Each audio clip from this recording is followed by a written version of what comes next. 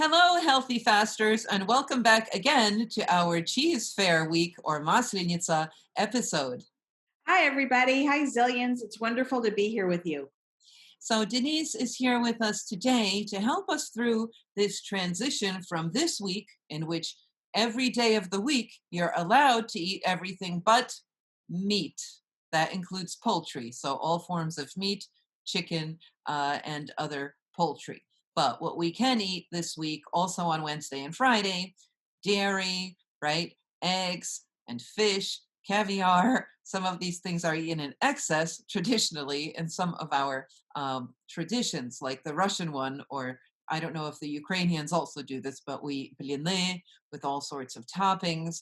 So the idea behind the church calendar, however, not to rain on our parade or on our carnival, but is to help us transition gradually, right? Take some foods are taken away, so to say, out of our diet anyway, before actually beginning Lent, like meat. Okay, so uh, I'd like to mention that this past Sunday, we had the reading from Matthew 25 about the Last Judgment, and we celebrate indeed something that hasn't happened yet. We don't only say something like in popular culture, like dread the Last Judgment. Now we celebrate the fact that God and God alone will ultimately judge us, and he cares how we rose up to the challenge of choosing good rather than evil, of choosing sanity over insanity, or health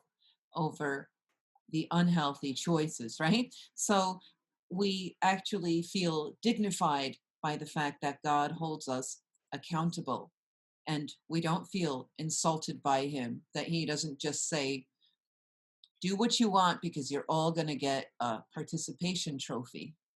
That's not what he says to us, right? He says, I am going to check out exactly how you did. That means he trusts us to be able to rise up to the challenge and make healthy choices. Doesn't mean that we don't slip or sometimes that we don't do stupid things, right? Anyway, together, my friends, we're going to talk about this Cheese Fair week. We had a test run last Wednesday and Friday of full-fledged fasting days, but this week, Wednesday and Friday, is not full-fledged fasting, even though Wednesday and Friday have Lenten church services that most people don't have in their parish churches because it's not a monastery that has services every day. But we already have this week, little known fact, Wednesday and Friday, Lenten services, right? With the prayer of Saint Ephrem, right? The prayer of Saint Ephrem that is mostly only heard during Lent, but also this week. So there's also no divine liturgy celebrated Wednesday and Friday of Cheese Fair week. That's also a Lenten specific or characteristic of Lenten weekday services. No divine liturgy on weekdays. I'm just letting you know. Um, you heard it here first and nowhere else. You're welcome. So, on to food topics that you're all waiting for. Denise, tell us something about the healthy use of dairy products since we are still having them this week. Yeah, so I always think about this week as kind of cleaning out the fridge and using up all the dairy products that we have in the house so nothing goes to waste. I don't usually think of it as going and buying more so we can just gorge on it. Hmm. Because I don't think anybody feels great after gorging on dairy products, but they can absolutely be part of a healthy diet. Many people are lactose intolerant. They choose to use plant based milks anyway, which is fine.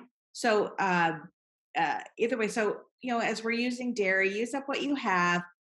Lower fat options are usually better, right? So, choosing those lower fat options are we do ourselves a favor when we do that most of the time. I know every chef right now has probably turned off their video, but some of them are actually just fine. Right. So, For example, in salad dressings, it's a really good trick because you can't taste the difference. You're having your big salad. You could still have it this week, everybody. Vegetables are not canceled or forbidden, right? So the low fat yogurt is a really great trick because you mix it with other stuff like the Dijon mustard, like a bit of soy sauce. If you want gluten free soy sauce, that's extra okay. that's a really good trick to put in your salad. And you don't need a lot, as Denise told us the week before last, right? We might overdo it with dressings. Right, absolutely. And so this is absolutely a week to enjoy the dairy products that we're allowed.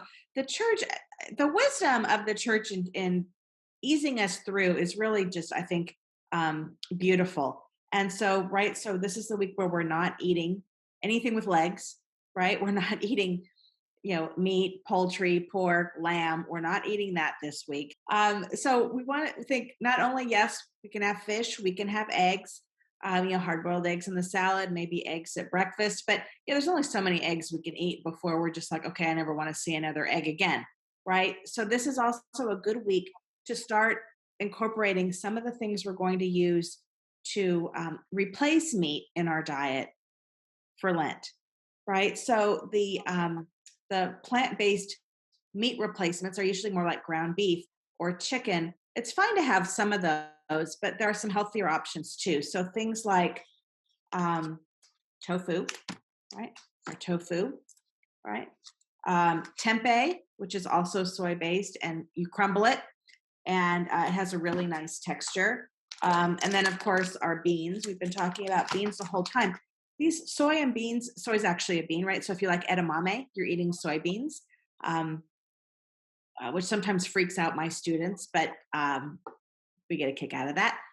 They replace not only the protein of meat, but they replace some of the minerals that we lose when we don't eat meat. So they're really good substitute. Um, as we go now, one thing that can be really helpful if you think you don't like tofu, give it a try. But one thing that can be really helpful, I have this little tofu press.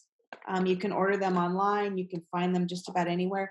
But if you press the water out of the tofu before you cook it, it has a really nice texture and it soaks up the flavor of any sauce you're using. Um, this one, I think, there are there are many different brands. You can find them online. You can find them in most Asian markets. It really, you're going to like it. And then you can crumble the tofu and cook it that way. You can slice it up. You can make it crispy in the oven. Kind of tofu are there? Which type should one be buying? Because I don't know. At this point, I have this. It's called both silken and firm, which is confusing, maybe. But Confusing. yeah, that's confusing. But tell us, what kind of tofu should people be buying? So when I look at tofu, it depends on what you want to make with it. So if you're making, say, a tofu scramble in the morning and it's going to be kind of like eggs, then the silken or soft tofu is often better. Um, Although I really prefer firm tofu, I like the texture of it much more.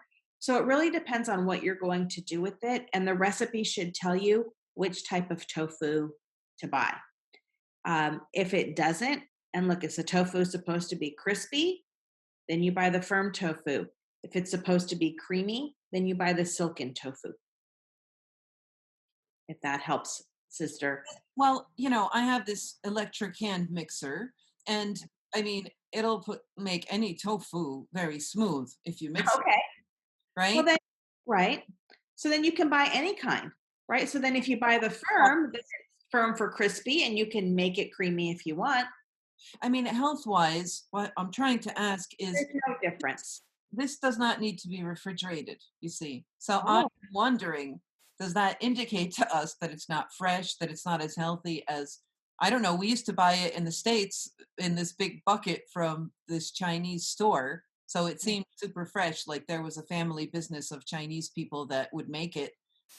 So I don't know, does it mean that that was extra fresh? well, so there are several ways you can buy tofu. So you can go to a restaurant or an Asian market and buy it fresh, and that you need to use within a day or two. It only lasts a few days. Right. The Hmm. packaged tofu that you buy at the store will last longer. It has some preservatives in it, so it will last longer. But health wise, there's really not much difference. Some people really like the organic tofu, and that's great, but it's not necessary. Um, in terms of the vitamins, the minerals, the fiber, the protein, it's the same no matter which tofu that you buy. Okay. One thing to keep in mind if you are someone who doesn't enjoy dairy products, if as we're going through, If you're not using some dairy substitutes that are fortified with calcium, look for a tofu that has it's been processed with calcium, and then it can be a significant source of calcium for you. So that's a good option. Right. Otherwise, it doesn't matter. Yeah.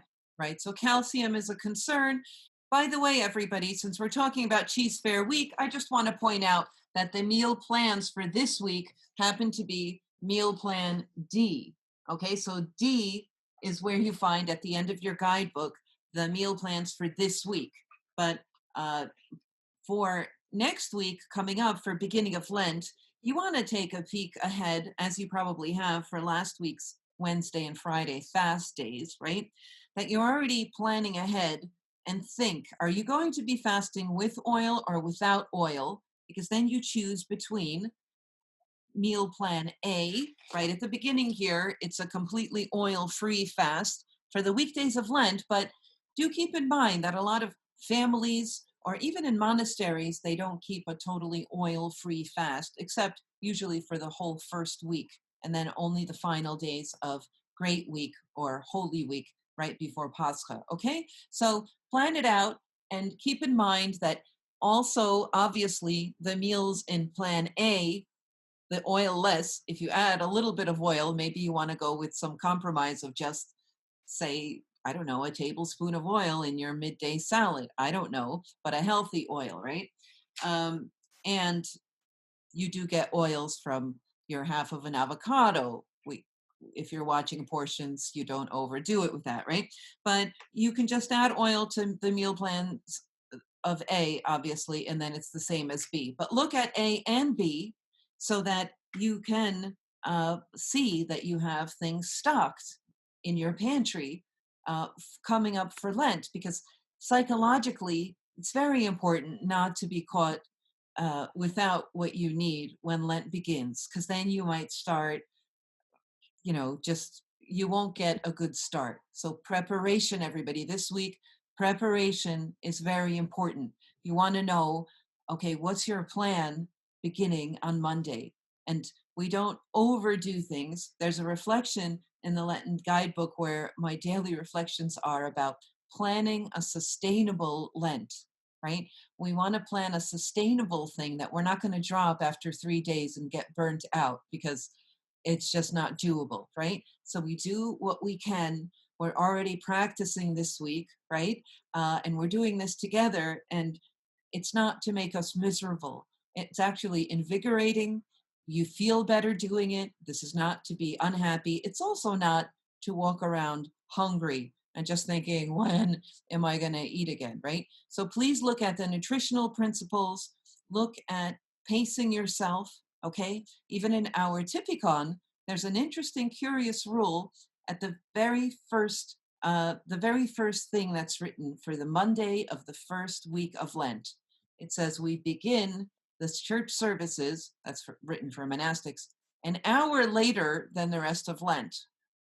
Why do we begin later, not earlier, on the first day, when you would think you want to dive right in there? Because the Typicon is saying, go slow, it's just the first day. And it says, because of the consolation of the previous evening. What's the consolation of the previous evening? It's that people ate a little bit of extra because they're finishing the supplies of the non fasting foods in the evening, even in a monastic community. It says in the Slavonic, Вечернего ради утешения. We wake up an hour later on Monday. Okay? So the spiritual and ascetical principle is go slow at the beginning. But it does mean for us, we're helped to ease in so that we're not stressed on Monday morning of the beginning of Lent, right? That we have everything prepared. Okay? So we get up, we say our little prayers, right? Whatever it is that you do, you want to do this sustainably, and you don't want to drive everybody else crazy in your household if they're not doing it, right? All of this takes a little bit of preparation, right? And then again, you don't want to be getting really hungry all the time. So it's wise for you to think about having something little bit, right? Especially if you're someone who works all day, right? You're not just sitting around wondering what you're going to eat or whatever. Um, to have those little snacks prepared, right? So that you can have your piece of fruit or maybe your vegetable sticks with hummus every 3 hours or so is a normal thing. Not It's not a matter of eating when you're not hungry, right?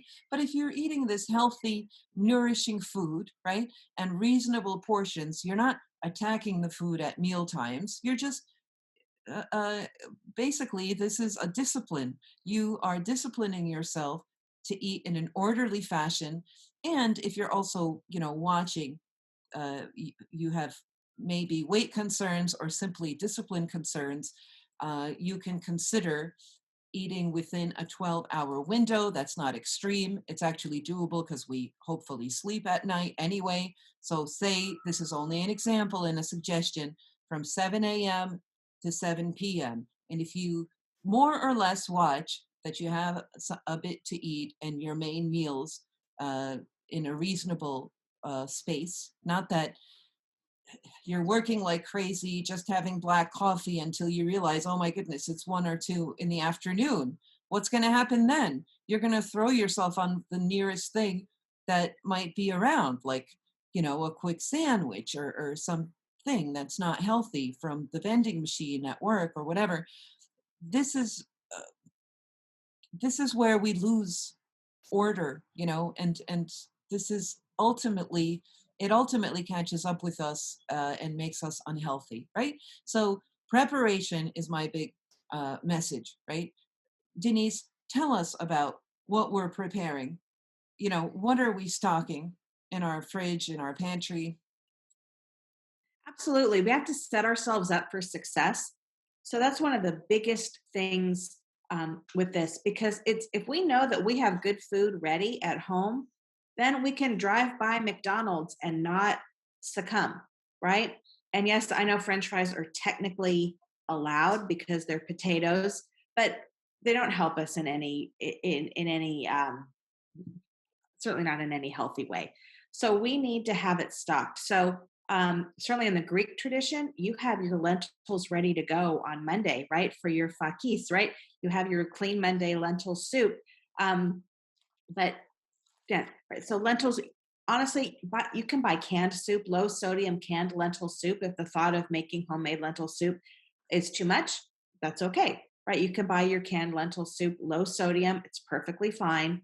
But have a thing. So things we've been talking about so far, right? We've been talking about stocking some whole grains. We want to stock some legumes, dried or canned. It doesn't matter, right? Whatever works for you, set yourself up for success. So whether if you are a meal prepper and you want to prep some things the weekend before, that's fantastic. If not, just even knowing what you're having for dinner and knowing that you have those things in your house to prepare is huge. Make sure you're getting enough fruit for everyone in your family to have a few pieces of fruit or a few servings of fruit a day.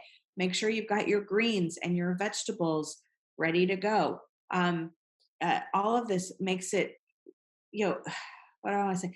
The the peace that comes with setting yourself up for success really helps us in this Lenten season. It takes stress away.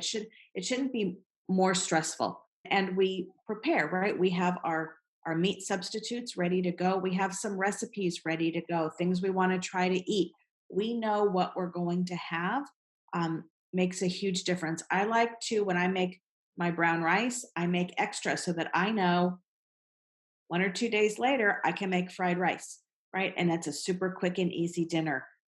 If I'm cooking greens, I cook the whole mess of greens and then I chop them when they're done, put them in the freezer. They freeze beautifully. I've got greens ready to go that takes 2 seconds to add to any sort of meal. Um, it heats up in a skillet so fast or in the microwave.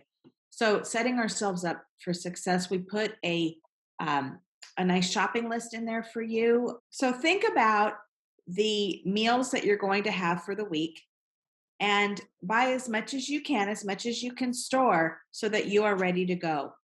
And it really takes a huge load off your mind, and enables this to be a joyful time rather than a stressful time.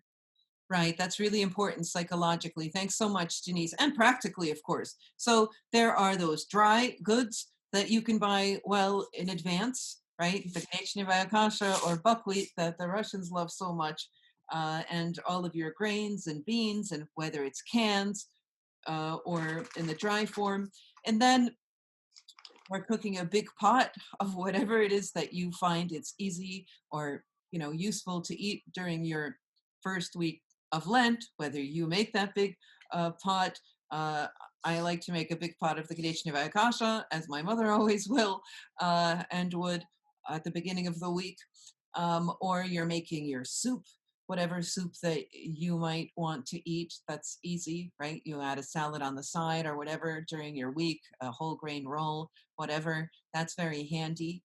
And the other thing is, for your salad dressings and other things where you might need some substitute for something creamy, don't forget that you might want to stock up a little bit on your non-dairy milk of choice, right? Right. Like oat milk. I like oat milk, but you might like almond milk. And you're looking at stuff like, is it non-sweetened? You might want your, I keep showing this to you, but it's the non-dairy soy yogurt. That's sugar-free. That's very handy for salad dressings when we're in the fasting period and stuff like that. Yes. So some things to keep in mind with the non-dairy dairy products, right? Look for ones that are fortified with calcium because we need to get that calcium, and that's really important. And then look for ones with no added sugar. So almond milk, I do buy unsweetened vanilla almond milk, so you get that little bit of sweetness. Oat milk is very creamy, and people love oat milk. So you can find that unsweetened as well. You just don't want any added sugars. The sugar that's naturally there is fine. You just don't want all those added sugars. The yogurts, the soy yogurt, the almond milk yogurt, I have heard that the coconut milk yogurt is the tastiest. Um, uh, so you might want to give that a try if yogurt is something you find it hard to not eat. But those are all really good things. The non-dairy cheeses are a little trickier. They don't always melt the way that we want them to melt, but you're welcome to give those a try also. The nut-based ones seem to be tastier, um, but give those a try, absolutely. Or you can use something like avocado to add that creamy element that we're missing from the cheese. Right. So I'm reminding everybody that for the beginning of Lent, whether you're fasting with no oil during the weekdays, because weekends are always with oil, you're looking at meal plan A and or B. So A, you want to plan out whether you're going with A, but you could always add a little bit of oil to this, or B, it's a fast day with oil. And don't forget that seafood is allowed, but what's built into the Healthy Fast program is that because seafood, like these shellfish, are not usually a good idea to overdo it with, right, Denise? Could you confirm this? Well, yes. We don't want to overdo anything, right? Everything should be balanced. Um, the thing to remember with seafood is it's best not to have it deep fried. So often we have it battered and deep fried, and that's not healthy for us. So if we're going to have the seafood, whether it's baked or grilled or even, sauteed in a little bit of oil, if you're using oil, I use oil. Um, that's fine. We don't want it battered and fried. And uh, often we end up eating way too much of that. And it's just heavy and greasy.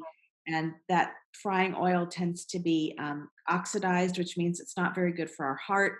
And so it's not great to do it that way. Right. So maybe it's an idea, but what's built into the Healthy Fast program is that you might want to abstain from certain things that are allowed, say, like the seafood. It's just an idea. But psychologically, if you have a treat that you wait to have on, say, a Wednesday and then on the weekends, so then you can have little rewards. But I like to build in also little rewards on a daily basis. For example, something small that'll be breaking into your day a little bit. That is allowed all the time, but because you only do it, say, once a day, like say something like uh, an extra dry cappuccino, right, with some oat milk, with the foamy milk, and you can put some cinnamon on it. It's a bit of a treat, right? And when I do, say, a power walk, I haven't been doing it. Well, I don't do it during the fasting period, but I don't always do this. But on my way back from the power walk, I would stop at the Starbucks and get an extra dry oat milk small cappuccino, right? So that's a bit of a treat, but I'm not breaking any of my either dietary or fasting rule by doing it. Do you understand, everybody? So maybe you build into your day something like that, a little bit of a treat as a snack, or on a Wednesday, say for your weekly snack, that's like Wednesdays, we suggest a Wednesday and then your weekend, Saturday and Sunday, when oil is allowed anyway, and that's a bit of a break. But for your weekly snacks or bi-weekly snacks, something that you might also not necessarily want to have every day, for those of you who watch your weight and your portions, you might not want, I'm not saying that this is not allowed, but say like a fruit smoothie. It's usually better to just have your portion of fruit. You know, you work on it, it's a little bit healthier in some ways, but you can have like a fruit smoothie that's really nice, you know, like berries and also some non-dairy milk, um, a splash of lemon juice and some, I don't know, liquid stevia if you need it to be sweeter, papaya with mint leaves and something, you know, and some ice cubes, and you have a nice smoothie. So this is built into the program, that you might have a daily little snack so that you don't break your fasting rule, then have it built into your week, and maybe you'll find that this makes your fasting also more sustainable. Absolutely. I have a little milk frother, and so I froth my unsweetened vanilla almond milk. I feel like I've said that 100 times today, but and put that on top of my tea. It's a very nice treat. Um, and then we'll have some of these treats for you throughout this program. So keep tuning into all the videos because we'll have some extra treats. I have some tricks up my sleeve of things that are allowed but are a little special. Sometimes we would have popcorn, and not air popped, but popped with olive oil. Uh, Delicious, right? Absolutely delicious. So some of these special treats, and even a little dark chocolate, right? There's no dairy in the dark chocolate. So having some of that as a nice treat, maybe on Sunday evening or whatever uh, day for you. For some of us, right, that little bit is every day. And if that's what you need to stay on the fast, absolutely, right? It is allowed. It is absolutely allowed. Right. So, Let anybody bully you. Don't let anybody bully you either about the seafood or things like soy products or even meat replacements that are allowed, right? And we do fast as church according to a specific fasting system, and you don't need to be overdoing it or making up stricter rules because you think that the fasting should be about, you know, somehow making you suffer or not eating what you like. Well, that abstaining from or choosing something that you really like and then give it up for Lent, that's actually not a principle of Orthodox fasting. Nowhere in Orthodox fasting rules does it say we don't eat what we like. Simply doesn't say that anywhere. That's not our idea. But we do get our eating in order, right? And it is healthy. All right. Anyway, thank you so much, Denise. And do you want to say anything else as we begin? Well, as we transition to Lent. I want to say I'm so glad that you all are on this journey. Doing it together makes it so much easier. And yes, just like Sister said, set yourself up. You choose your level of fasting that you can do throughout the whole time. Set yourself up for success, and remember, we're here. So if you need some encouragement, if you need some ideas, if you have questions, don't hesitate to reach out. We are all here. And yes, don't let anybody bully you about fasting. There are times during Lent where I use my impossible beef and I make taco meat and we have tacos. right? Or we'll have a burger that's not really a burger, but sometimes you just got to have what you got to have. And, these products make it easy for us to do it without breaking the rules. So there's no guilt or shame in any of that, Right. right? What is Not at all. impossible? What is that called? What is it? Impossible meat? It's a meat substitute, and it's a local company here in Irvine, California, where I am. But it's really tasty. It tastes just like ground beef. Really, uh, Right. you really can't tell the difference. Um, but there's all sorts of different ones too. So uh, having those, I don't recommend having those meat substitutes all the time because then it doesn't seem like there's any difference between Lent and our regular life. Um, and beans and tofu are healthier anyway. But sometimes that's what you got to do, and it's Yes, and it absolutely is fine. an adventure that one is not just going, out to do on one's own or for one's own reasons. We do it together, and that's a wonderful thing. And we are going into an unhabitual territory. That's what the meaning is of the upcoming Sunday. The upcoming Sunday, everybody, that is also known as Forgiveness Sunday, because we try to let go of resentments and we ask everybody's forgiveness. We forgive ourselves as well and move into Lent in a lightness of being unburdened from this, these unnecessary battles that we might be fighting. And as we forgive and are forgiven, we enter into Lent, into unusual territory. That's why this upcoming Sunday is also remembering Adam's exile out of paradise. You see, we are voluntarily reliving this exile or exodus into a certain wilderness to refocus on repentance, this change of focus, right? To make changes for the better. And our food rules actually help us to also uh, to also transpose that on our inner regeneration. Okay, so it's an exciting adventure. We're all worth it to do this little bit of work, right, and preparation. So I'm very excited to be doing this with you. And Denise, you're just amazing to be doing this with as a professional faster and eater. So uh, thank you so much. And everybody, I ask your forgiveness as we enter into Lent. And we will be chatting with you next week. Don't forget to tune into the audio podcast that is on every weekday as we talk about the liturgical and scriptural texts that we are immersing ourselves in, that the church is immersing us in now as Lent begins. Bye, everybody. Have a wonderful week, wonderful start to Lent, and I'm thrilled that you're all on this journey with us. Bye. Bye.